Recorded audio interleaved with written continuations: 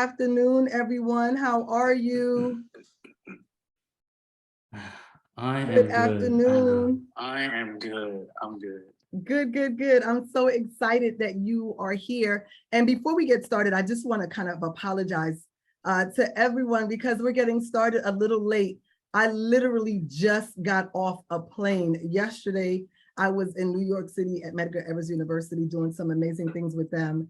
And the day before that, I was in Houston. So it's just been a little it's just been a little wacky, but I appreciate all of you for joining us.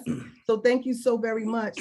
So just as a friendly reminder, all week long, we have been talking about, all month long, we have been talking about suicide awareness and prevention and all of the different things that we can do to continue the conversation on one of the most leading causes of death for young people. And, you know, we talk about on average, there are about 130 people that commit suicide a day. And that's that's just too many people. So today we have Mr. Charleston Gaines. Many of you may remember him. He joined us last year and we had some really candid conversations about suicide prevention. And so we wanted to continue that conversation. And without further ado, what I would like to do is allow Mr. Gaines to introduce himself and tell us a little bit about what he does. Well, thank you so much. I'm Charleston Gaines, and I am grateful to be here. Suicide is so important and so impactful. The truth is, everyone that's watching, everyone that you know has been impacted by suicide, even if you don't realize it. What I do is I'm a corporate emotional intelligence trainer. And I love talking about suicide because suicide and emotional intelligence really go together in a sense that you can elevate your emotional intelligence and elevate essentially your emotion regulation skills. You're less likely to become overwhelmed and become suicidal. So I'm a corporate emotional intelligence trainer. I'm a disabled veteran. I love talking about suicide. I can tell you that during my career, I'm a disabled vet. I spent 20 years in the Air Force, and then I spent a lot of time working for the military in a civilian capacity. And I've lost a lot of people to suicide. I can tell you that when I go through kind of the list in my head of people that I've lost to suicide, I can never name all of them like in one thought process because there's so many of them. And then there's also other people we all know who maybe did not die by suicide, but their overwhelming misery did contribute to their death in some manner. And that's why we're having these conversations. Thank you so much for sharing that, and thank you so much for the great work that you do. So we talk about prevention and we talk about intervention, but you like to talk about something called proactive prevention. Can you share some more information on what exactly is proactive prevention? Okay, well, I will say, if I were to describe proactive prevention in one word, that one word is empathy. Now, when I talk about proactive prevention, what I'm talking about is not waiting for the warning signs. There's lots of talk about warning signs. And actually, if you were to just Google suicide early warning signs or immediate warning signs, you'll find dozens of suicide warning signs. And then there are certain things that you can do, and we can get into those later, right? Things that you can do when someone's suicidal. However, if you know what to do when someone is suicidal, and you do that at the last minute, but you never paid attention beforehand, what you're doing is being reactive and meeting the minimum standards. Let's move away from reactionary minimum standard suicide prevention. So when I say empathy is really what proactive prevention is all about, what I mean is building real relationships. Building the kind of relationships where the people in your life know that you value them, and know that you care about them. Because those are the two primary factors that contribute to suicidality. It's thwarted belongingness and perceived burdensomeness. And in smaller words, what that means is you feel extremely lonely and worthless. I can make you feel like you actually matter to me in not so many words. And it is so much easier for me to tell you that you matter to me today than it is to talk you off a ledge tomorrow. So let's do that. Absolutely. And that's very profound. And it's so true, because sometimes all people need is just for folks to just kind of check in on them and make sure that they are seen, and remind them that they matter and that they're important. And there's so many people that just feel a sense of loneliness, and they don't know who to talk to. They don't know how to talk to them. But I think that that's where we can actually step in as those active and responsive bystanders, and just do what seems to be like really easy, to just say, are you okay? Are you all right? You know, how's everything going on in your world? So I think that that is a great approach. So how do we take that approach in terms of being these proactive prevention individuals? How do we take that approach past just hello, how are you doing? How do we identify whether or not we need to do this with everyone or with someone that's at risk? Well, the proactive part is building real relationships based on empathy, based on connection. So yeah, you want to do that with everyone. And I'm not saying to make everyone your best friend. I'm saying that every time you interact with someone, let them feel important. And I'll give you a simple example. Yesterday, when I was in the store, there was someone stocking the shelves, and she said something to me like, hey, how you doing? And I looked her in the face and I smiled and I said, I'm doing well. How are you doing? And so in that moment, there was a connection. I'm not going to say that I saved her life, but what I am saying is that I'm not talking about some new monumental effort. I'm talking about you being real, understanding other people's perspectives. And so when you have real relationships, you know what's going on in other people's lives. Like, so for example, I know that you're doing a lot of traveling. And so what I could do in the morning is I could reach out to you and say, hey, are you getting rest today? I don't have to ask, are you suicidal? I can say, how are you feeling?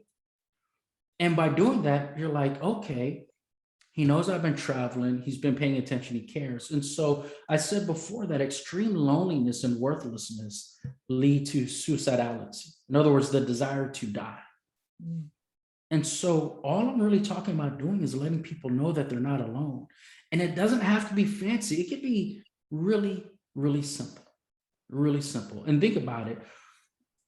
How are you doing? What's going on? Send someone a text, send someone a DM. If you got something on, just invite them. When you post something, just tag them in the post. There is very little effort, but what's more important than the quantity of effort is the consistency. I cared about you 10 years ago. I still care about you today. And you don't have to earn that. I care about you because of who you are. And so it's just this constant communication. And then when I know what's going on in your life, then that should prompt me to check in on you. You've always been a very happy person, but guess what? Maybe your dog just died. You lost a family member, got a divorce. Maybe it's something financial, you lost your job. So I don't have to get out my checklist of suicide early warning signs and see where you match. I can just say, hey man, I know you're going through this. You want to go check out a movie tonight? Mhm. We should do more of that. And the truth is, the more we do that for other people, the better we feel ourselves. Everybody wins. Absolutely. And it's very important to value those real relationships. And like you said, I checked on you and we talked 10 years ago, then why are we not talking today? And I'm not still checking on you.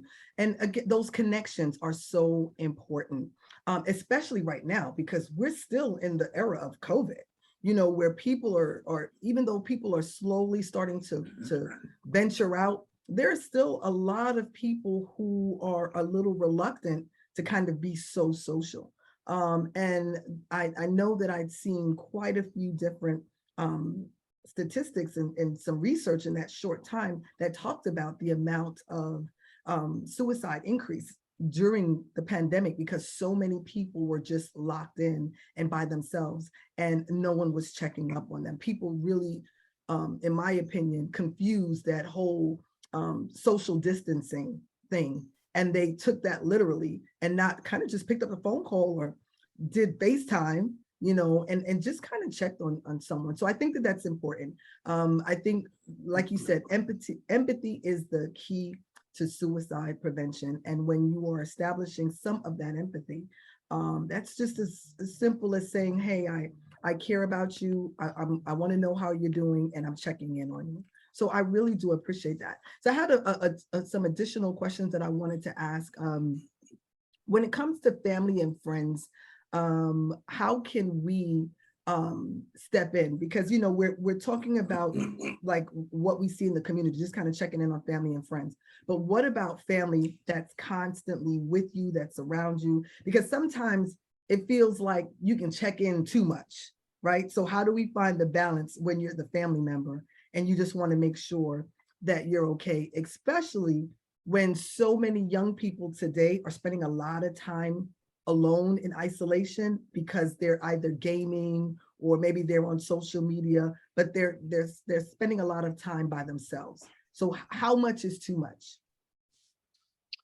Again, that's empathy, understanding their perspective. So for example, one person is gaming all the time, and maybe they don't want me to interrupt their gaming, but if I brought them a hot plate of food, oh, that would mean the world to them. Right. And then another person, maybe they're gaming all the time, but they would like to have a real conversation. Don't interrupt their game. Maybe it's some competitive or something, but just send them a text like, hey, after you're finished, do you want to do this? Because when I'm constantly asking you if you're okay, then you begin to feel like a burden. I'm actually contributing to that feeling. But if I ask for your help, now I'm empowering you. If I ask you to do something with me, now I'm empowering you. Your presence has value to me.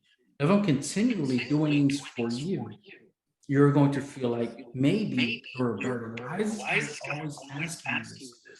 Do I come across as helpless? Do I need to go do something with my life? Mm. And in reality, what's going on is maybe the person that's asking you all the time, they really care about you, but they don't understand you well enough to appreciate your perspective. And that's the connection between emotional intelligence and suicide prevention, is the empathy, is the social awareness. And so what I'll say is, I mentioned extreme loneliness and feeling like an extreme burden. Listen to those words. Listen specifically for that verbiage. I'm not good at anything. My phone never rings, no one ever calls me. So if I were to say, my phone never rings, no one ever calls me, you don't respond, well, you don't call me. Okay, that's the exact opposite. What happens, what you do instead is you think about it, put some real effort and just say, okay, well, what are you doing Saturday? And it could be something simple. And I could say, well, I want to FaceTime you so we can catch up. And you say, no, I don't really have time. But maybe what I did was I let you know that I value you. Because if I say, what are you doing Friday? And you say, I'm busy, you don't owe me anything. It's not like, oh, well, I offered to take her out on Saturday and she said no. I'm not doing this for me. And so when I hear those words, and people hear them quite often at the workplace, someone who's a star performer, someone who's crushing it on the performance reviews, but they seem to always want to work alone, and you hear them make comments. You guys only talk to me because I get these things done for you. No one ever calls me. Actually, every weekend I just sit there by myself because no one wants to hang out with me. That does not mean I'm suicidal. That may be an expression that I'm lonely. Because you're gonna go from lonely to desperate to hopeless to suicidal. And the same thing with worthlessness. The only thing I'm worth to you is this. So if I were to stop doing that, you don't care about me, I don't have value. Even members in your family, if you were to hear something like that, even in an argument, don't dismiss it and say, oh, you're just saying that because you're angry. No, maybe I'm just telling the truth because I'm angry. And so what I'm not going to do is argue with you. I'm not going to say, no, you're wrong, I do care about you. Okay, now not only are you worthless, you're also wrong. What I'm going to do is maybe ask for your help for something. I'm going to store that. I'm going to remember, okay, you think that you have no value to me. What are you good at? Oh, you're good at putting things together. Okay, or maybe you're a good cook and I know that you enjoy cooking. And so I will accidentally be running late and want you to make something for me.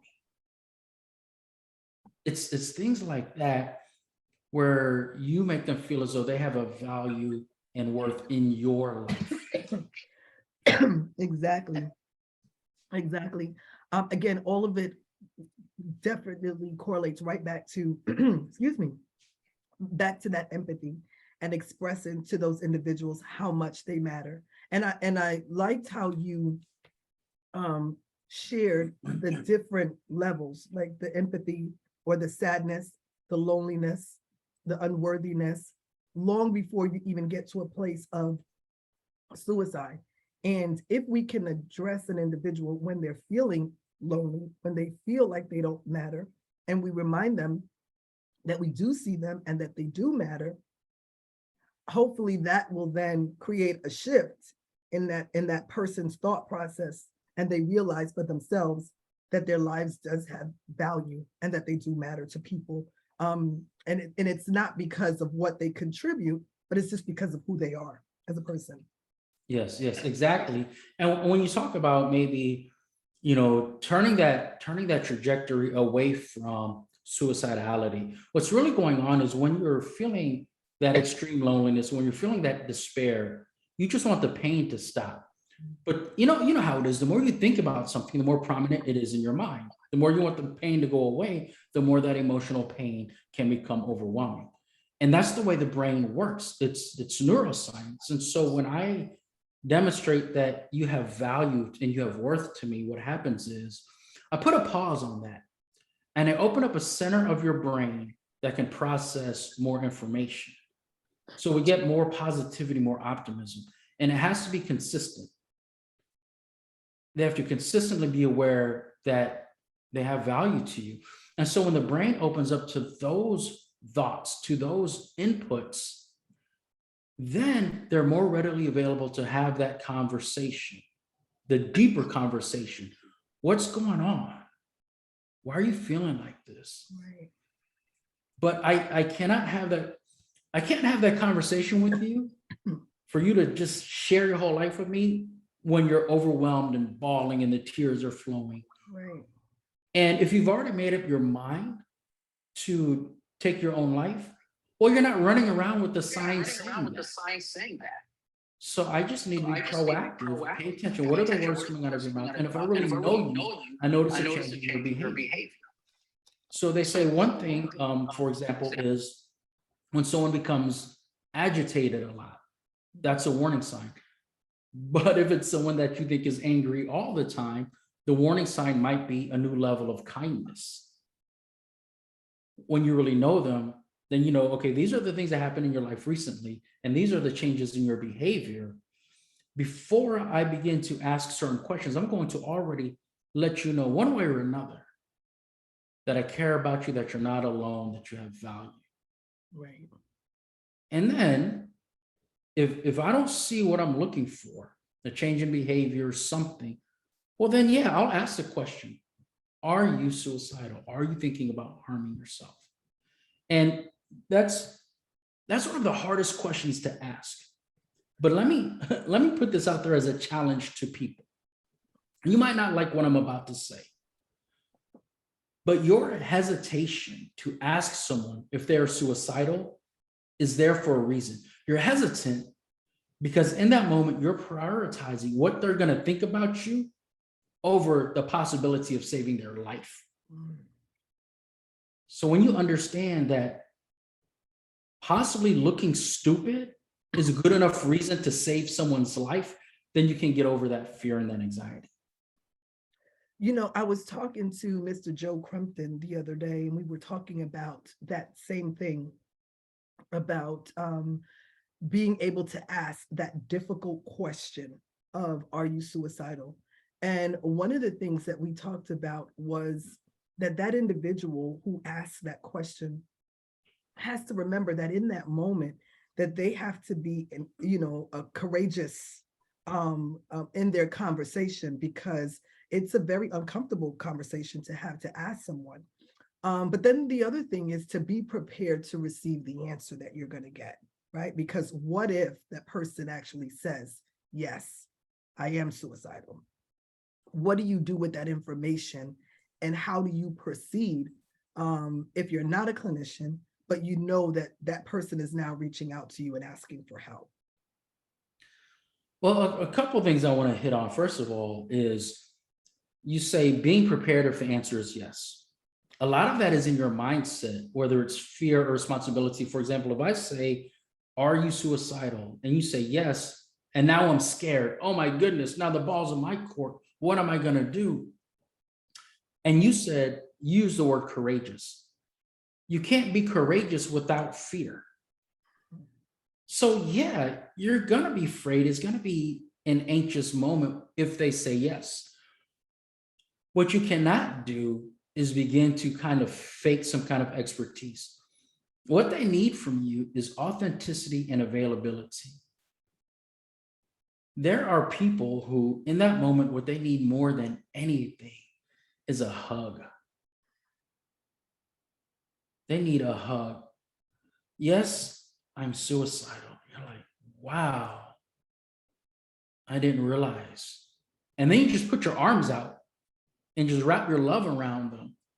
You can go to some 18-step program or whatever. I don't know if that's in one of the steps or not, but if that's what they need in the moment.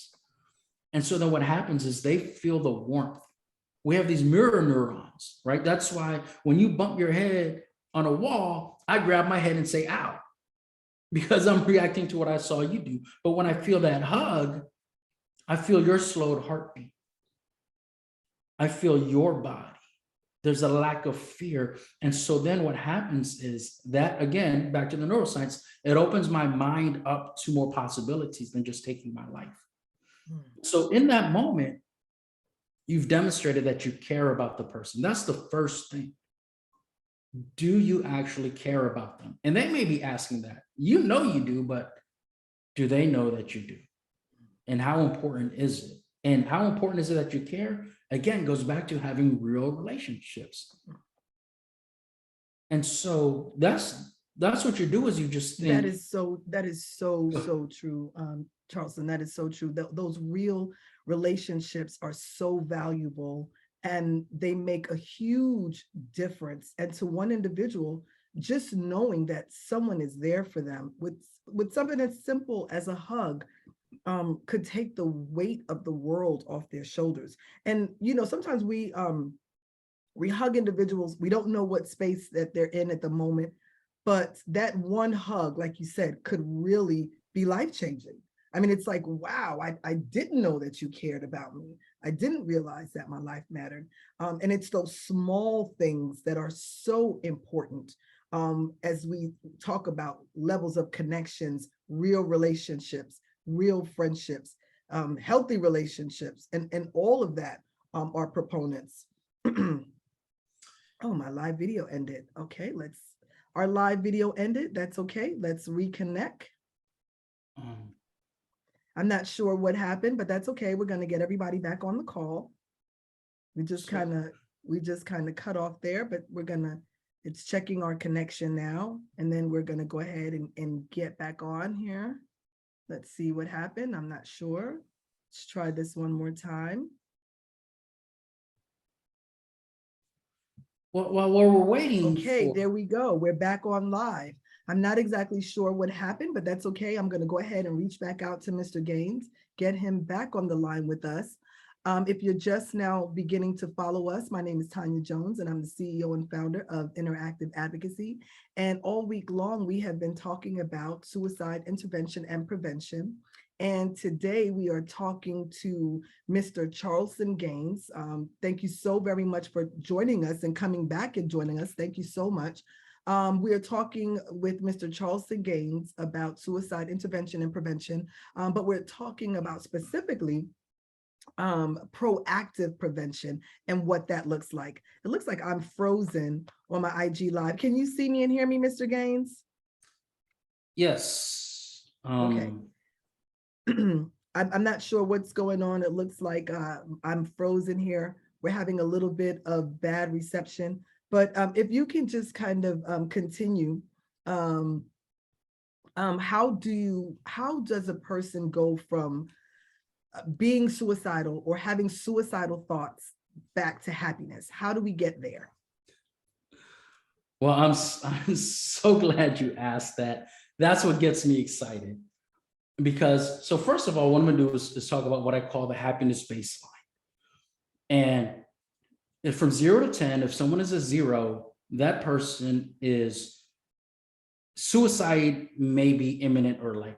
They are that miserable. And someone who's a 10, they're as happy as they can possibly be. And so a lot of our programs are are focused on getting someone from a 0, from suicidal, to a 1 or a 2. And for me, that's not enough. It's not enough to say, okay, now that you're not suicidal, go back into the world, be miserable, hate your life, survive, and don't die. That's not the goal. How do we get you moving towards the 10? How do we get you moving towards happiness? And what I think of is what's called PERMA. And PERMA is a part of the theory of sustained happiness or well-being, part of positive psychology, right? And so I'm gonna break it down kind of the way it is in the literature, then I'm gonna give you a much easier way to do it, just another easier way to see it. So the P, it's PERMA. The P is for positive emotion, cultivate positive emotion. E is engage your strengths, do what you love. R is relationships, enhance your relationships. M is meaning, do something that has meaning to you. And A is accomplishment. So again, PERMA, positive emotions, engage your strengths, enhance your relationships, do things with meaning and value, and have a sense of accomplishment. Now, the more often you do those, the happier you will be. So here's what you do. Do things you love with people you love that means something to you. It's simple as that. The more often you do that, the happier you will be.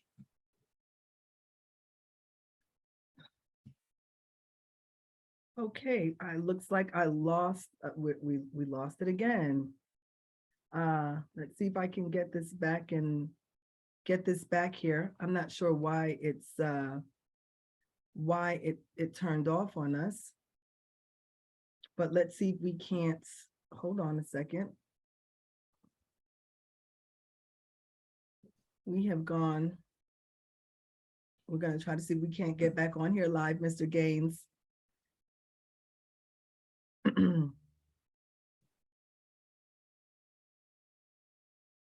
So we're trying to get back on live. Our connection keeps coming off. I don't know what's happening, but hey, listen, we're going to continue this conversation, the Suicide Awareness and Prevention Month.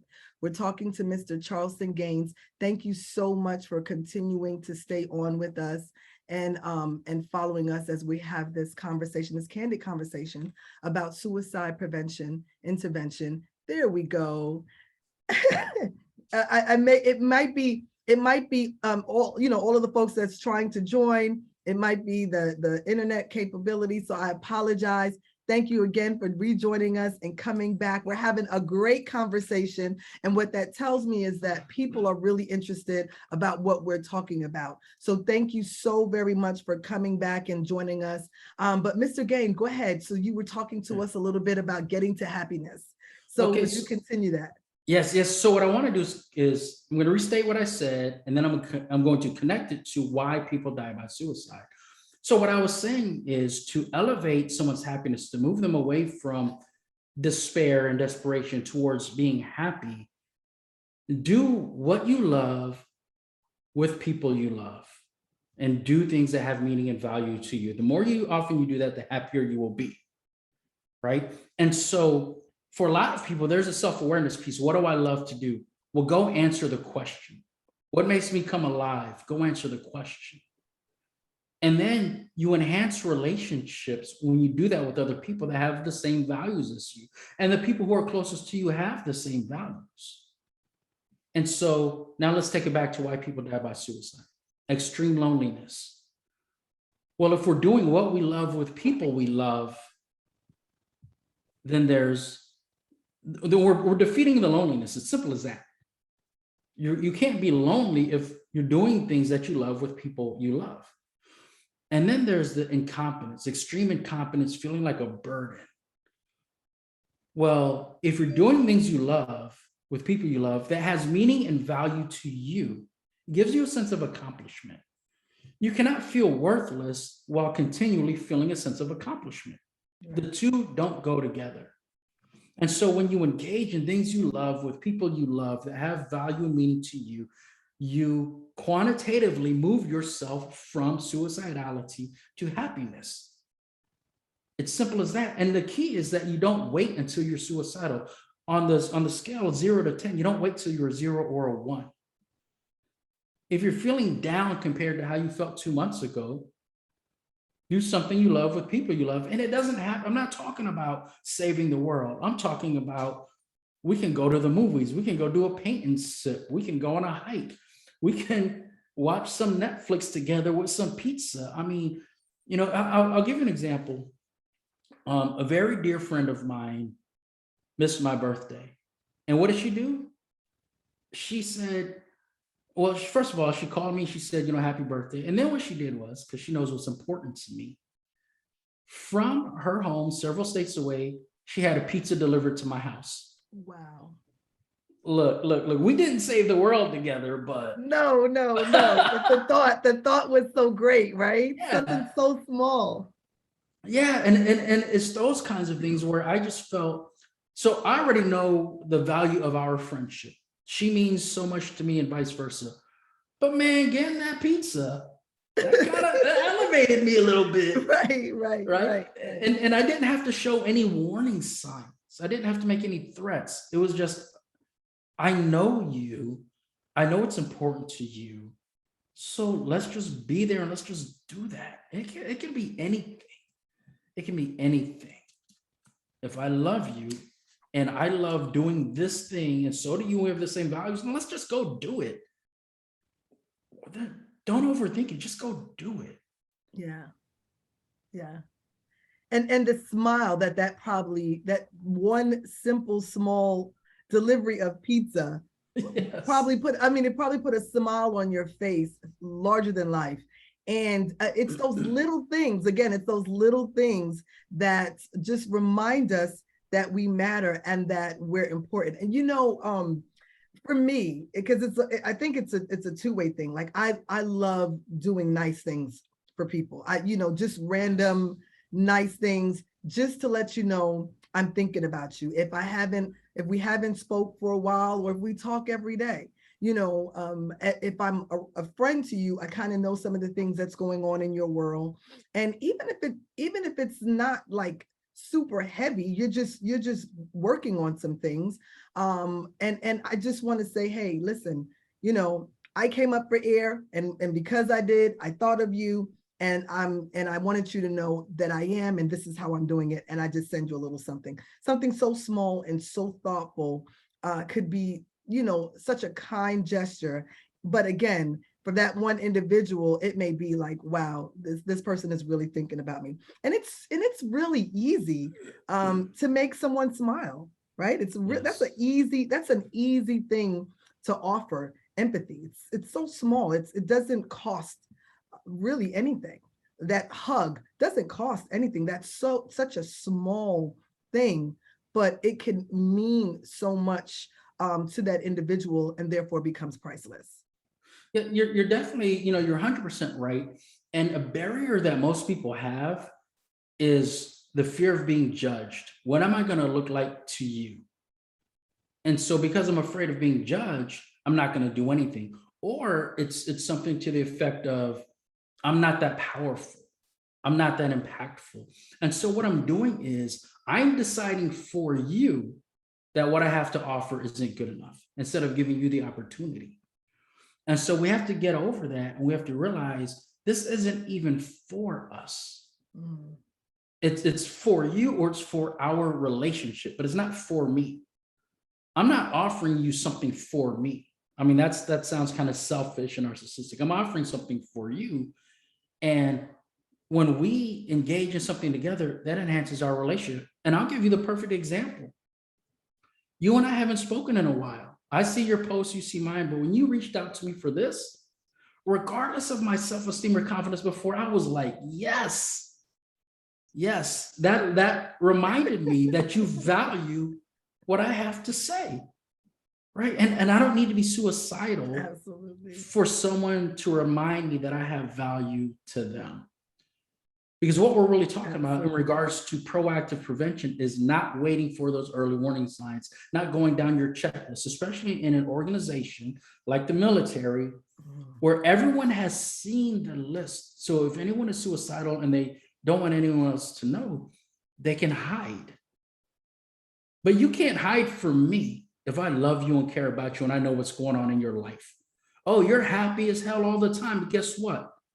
I know that this just happened to your grandfather. I know that this just happened in your finances. You're hurting. I know that. So I don't need the checklist. I can just look you in the face and be authentic and be available. I don't have to be powerful. I don't have to show up with the superhero with the S on my chest. I don't have to show up with all these magical tools. Like you said, the smile is so powerful and it's easy to do. All I need to do is just show up. Absolutely, absolutely. And I'm sure all of the friends and the people that you connect with are probably so happy to have you in their lives. You just shared that, we see each other's posts all the time. And I'm like, man, Mr. Gaines, he is so awesome. Like all of the different things. You have no idea, just me personally, how many times I've seen something that you've posted and it literally made me smile. And I'm like, oh, that's so cool. He's so dope. So I really do appreciate you. I really genuinely do. I appreciate you. And I'm always going to invite you to things that I'm doing because, people can really connect to you. They can relate to you. And you're so authentic in your concern for people as a whole. You just want them to be okay. And you take that extra step to just remind people that you are going to be okay. And I'm going to be here to kind of check in on you from time to time. And that's so important. So that key word of today, not just intervention, not just prevention, but proactive prevention. And that's what we've been talking about, proactive prevention, what that looks like, and what we can do to kind of, express levels of empathy, to be there for one another, to just show genuine care, right? And concern, and that individuals matter. I mean, it's just awesome. It's just awesome. Again, empathy is the key. So I think we're kind of closing out on such a positive note. What else would you like to share before we close out today? Well, a couple of things real quick is I always talk about proactive prevention, but that is not to minimize the emergencies. So regardless of how skilled you are, being empathetic, positive psychology, emotional intelligence, regardless of all that, you should still know some of the steps if someone is suicidal. So first of all, you have to be able to ask the question, are you suicidal? And if they say yes, you have to be authentic. And when I say be authentic, I mean, when someone says yes, and your first initial reaction is like, damn, they can see that's authentic. They can see that's real. So don't fake it, right? And then you show them that you care, and that could be a hug, that could be anything. You have to go with the moment. You can't pull out your checklist. You can't pull out your manual. Go with the moment. What do they need in the moment? And then when they understand that you do care, now they're thinking, okay, at least I matter to this guy. And then their mind is open to more things, such as a safety plan to get through the night, putting distance between themselves and lethal means. How are they going to do it? Do they have a gun? Can I hold it? You're going to hang yourself? How are you going to do that? Can I hold that? Things like that. Oh, you were going to take some pills? Since we're such good friends, I already know what pills you have. Okay, well, can I get those? Oh, you're supposed to take one at 10. Okay, well, here's your one. and I'll bring the rest of them back tomorrow at 10. Mm. And so we can't, as much as I talk about proactive prevention, that's not to minimize what happens when it's go time, Yeah. because sometimes it really is. And the proactive prevention part is so important, where it's almost go time. There's a space where they're thinking about it and the space where they're going to do it. And in that space, maybe they think of you and they say, you know what? Before I do this, let me call Tanya. Mm. You see, that's where the real relationship aspect comes in. That's where the empathy comes in. But if we've passed that phase, you need to know what to do, Yeah. because you're literally saving someone's life, and we will never minimize that. No. So that's very important. But if I were to give some last words, these are always my last words, because I mean it so much from the bottom of my heart. For everybody listening, I hope someone records this so that you can share this with your friends and family. You deserve to be happy. Mm. Everyone that knows you, loves you, and cares about you wants you to be happy, but they cannot make you happy. If they could, they would have already. So they need you to do it for yourself. And so when I say that, understand that by elevating your happiness, you're also elevating the people around you. And you don't know how many of the people around you need you to do that. They need you to be happy so that they can be happy. And then you think to yourself, but I'm so miserable. What am I going to do? Well, it takes work, right? I gave you one thing, right? Do what you love with people you love, and do something that has value to you. That's one thing. There's other things you can do. The more often you do that, the happier you will be. But it's a process. You're not going to do that one time and then never be sad again. Understand that that process takes work, and you are worth the work. Mm. You deserve to be happy. Everyone who loves you wants you to be happy. They can't make you happy. You need to do the work, and you are worth the work. If you don't believe me, ask someone.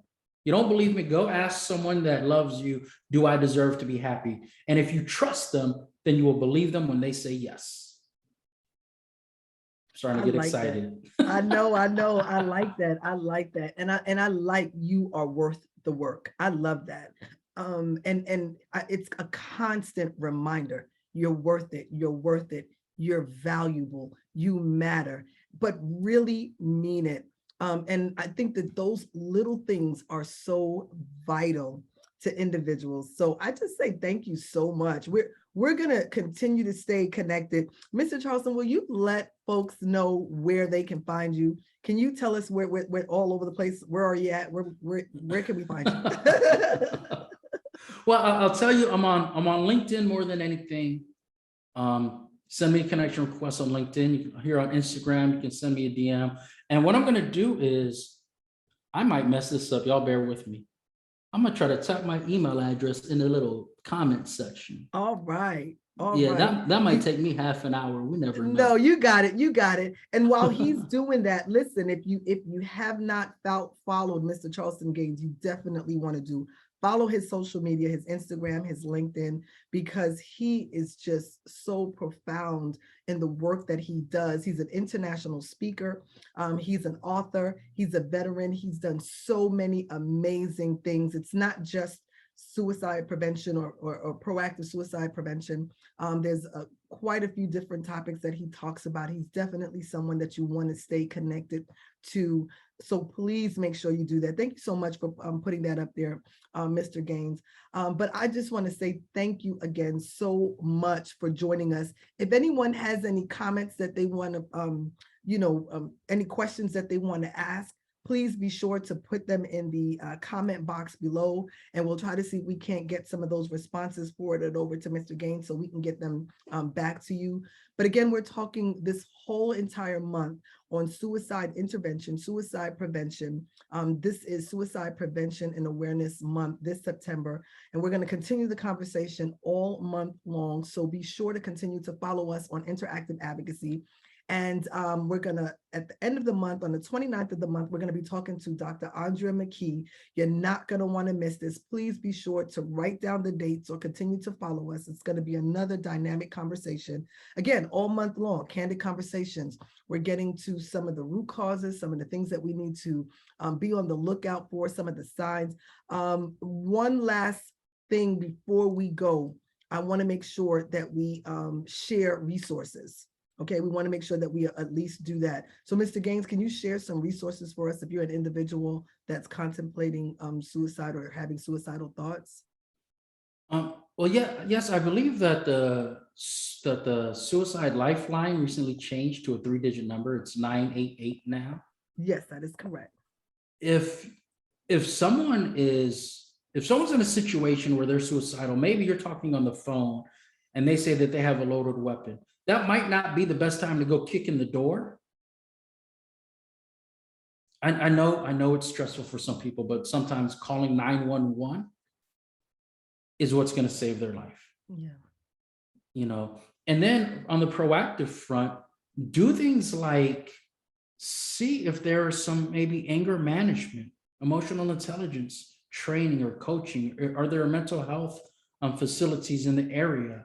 Like, be proactive when you see someone is sad. Don't wait for that moment. But if the moment arrives, if it's you, call 988. And if it's someone else, call 911. Or maybe you do go over there, depending on what they say. Do they have a plan? Do they have lethal means? Maybe you need to come to the house. Maybe you are going to kick in the door, right? But when it comes to saving a life, all of those things they're necessary. Absolutely. So thank you again, Mr. Gaines. I appreciate you. I look forward to our next connection. It's going to be sooner than you think. So thank you so very much. And for everyone that joined us on our IG Live today, thank you so much for continuing to stay on with us. And I look forward to seeing you all on our next live chat throughout the end of the month. And until next time, continue to be unstoppable.